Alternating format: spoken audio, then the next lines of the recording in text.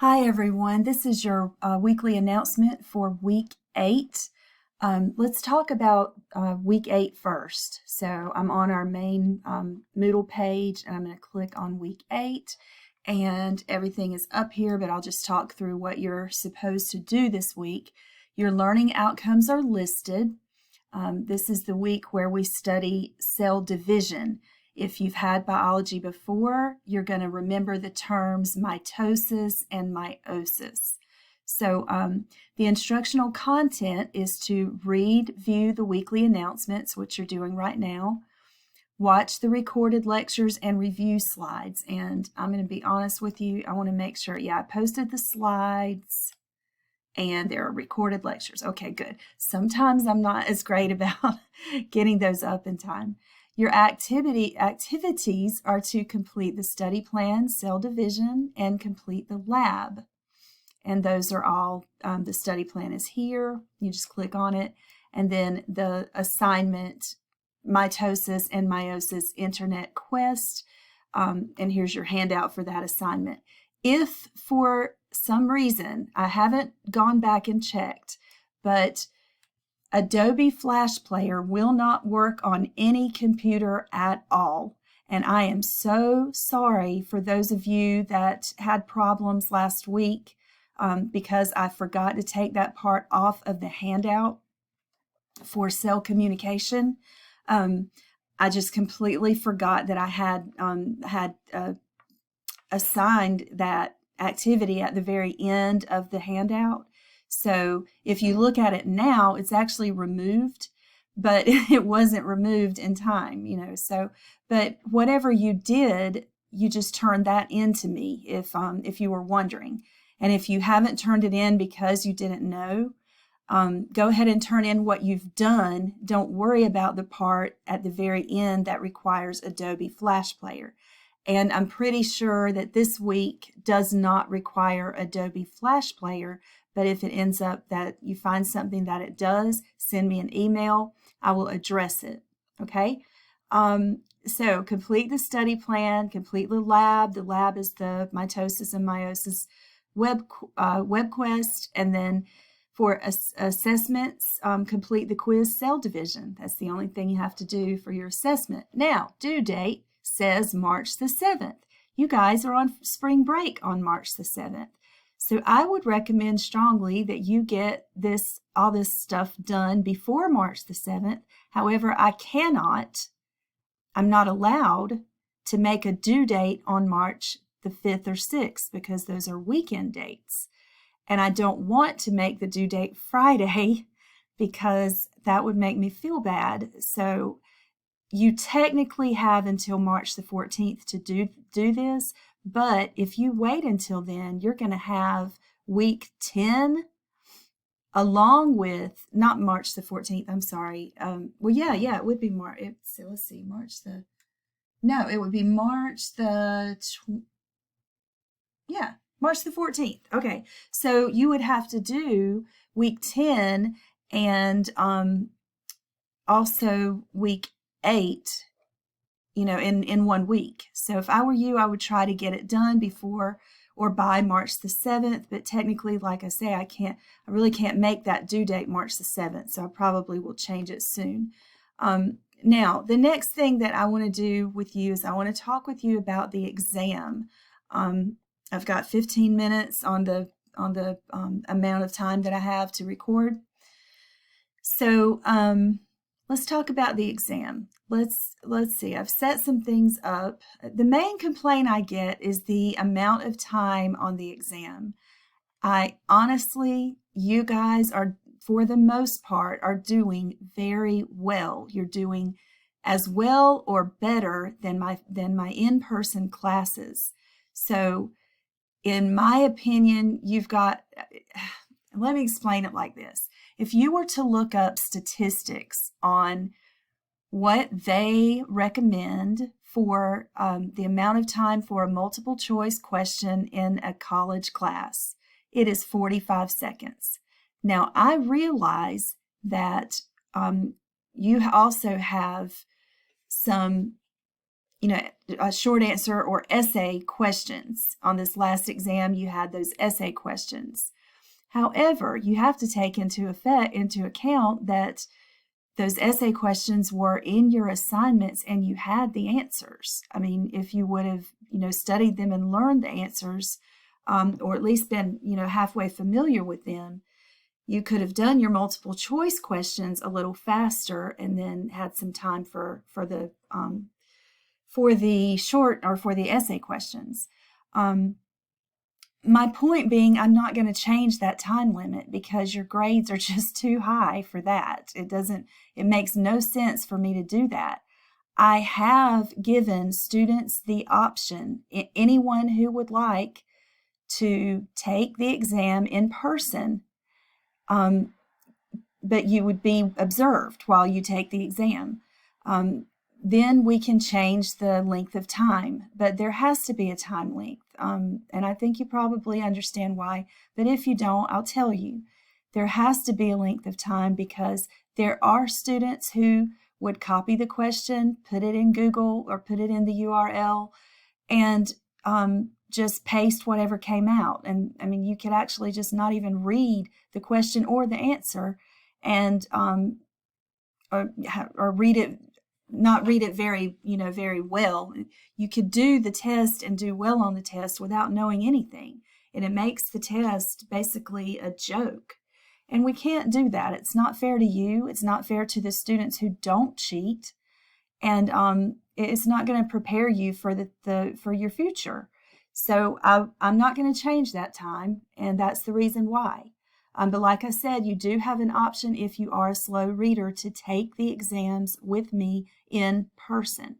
But now I want to help you with, so I'm on 7 minutes. I want to go to, these are the questions. This is the actual exam questions.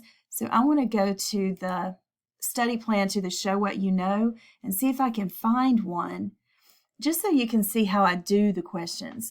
So this one, the main purpose of the light independent reactions is to blank. I'm going to go ahead and answer it and move to the next one. So it is to build carbohydrates for long-term energy storage. I can't remember if that one was on there, but if it is on there, I'm obviously not going to write it exactly. Every once in a while I'll get lazy and I'll put the exact question, but most of the time I try to reword the question so it's not as easy to look that question up instead of, going from what you've learned. Okay, let's look at this one. A living cell cannot store large amounts of blank because it would create a destructive increase in heat. A destructive, and I actually haven't seen this one before. Let's just put free energy. I definitely didn't put that one on the exam. I'm answering them so we can go back and look at the answers. But a reducing chemical reaction, blank.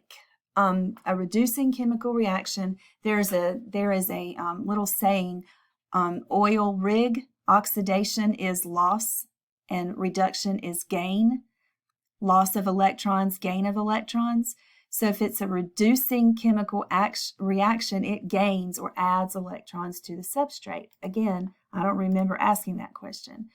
In the absence of blank, some organisms are able to convert glucose to energy via fermentation. And of course, that's oxygen. I'm hoping I come to one. Oh, here, I asked this one. The two main types of anaerobic cellular respiration are lactic acid fermentation and blank. All right, I should be able to find this. Give me just a second. Or here, I'll just pause it for a minute. Okay, so I found the question. Let's go back to the study guide so you can read it again. The two main types of anaerobic cellular respiration are lactic acid fermentation and alcohol fermentation. Okay, the way I wrote it on the quiz was, I named it pyruvate and acetyl-CoA. Says, after the first anaerobic process that occurs in the cytoplasm of the cell, pyruvate is then converted into acetyl-CoA. Which statement is true about this process? Now that does not look like that question at all. But, oh, I'm sorry. This is the wrong one. I'm sorry. Let's just look at it anyway. During the conversion of pyruvate to acetyl-CoA, there's also the creation of a glucose molecule. So you have to know that there is also the release of carbon dioxide. That's the answer to that one. I'm sorry. I'm not re-recording this, so you guys just deal with it. The way that it was worded, I thought that was the same question, but okay. I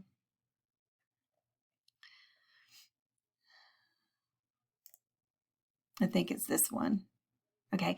When there is no oxygen present, in order for aerobic cellular respiration to occur in our cells, there are two possible anaerobic pathways which are able to create a small amount of ATP. Which of the following choices below is not one of these pathways? That's a whole different way to write the same question. So you had to know lactic acid fermentation is one of the pathways. Alcoholic fermentation is one of the pathways. Oxidative fermentation is not one of the pathways, and that was the answer. But it still came from this question here, and that is basically what I do. That is basically what I do with the Show What You Know. Now, if we go back to the study plan, let me just go to photosynthesis and see if I can find something that I used.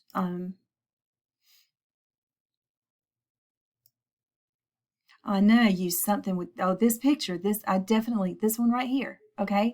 So you have the picture of the entire process of photosynthesis. What you're looking at is the stroma outside, the thylakoid lumen inside. You can see all these hydrogen ions, which are also called protons, that are built up in the lumen, and they actually come from the splitting of water, which it explains all that to you here.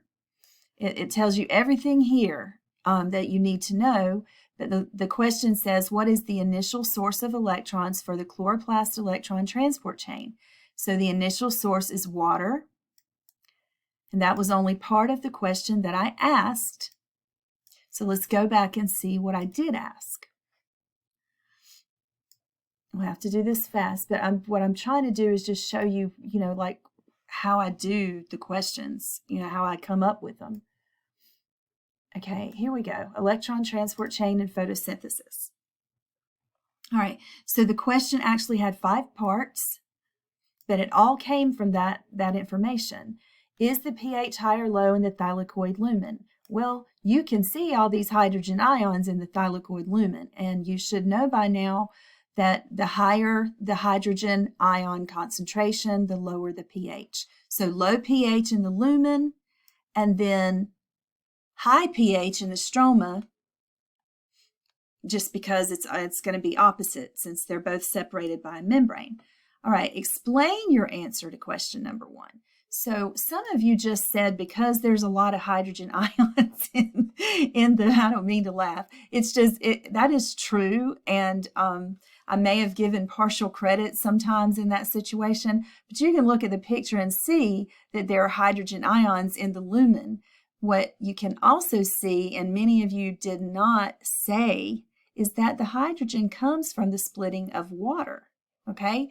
So then we have question number 3, is the pH high or low in the stroma? The pH is obviously going to be low. Some of you saw that hydrogen was being pumped out of the stroma by the electron, by some of the proteins in the electron transport chain. And so that's going to leave you with the low amount of hydrogen, which is a high pH. But what you should also have put in your answer is that when hydrogen ions are taken and added to NADP+, and NADPH is formed, it also removes a lot of the hydrogen ions in the stroma. And then the last part of the question, of course, was the actual question in your study plan.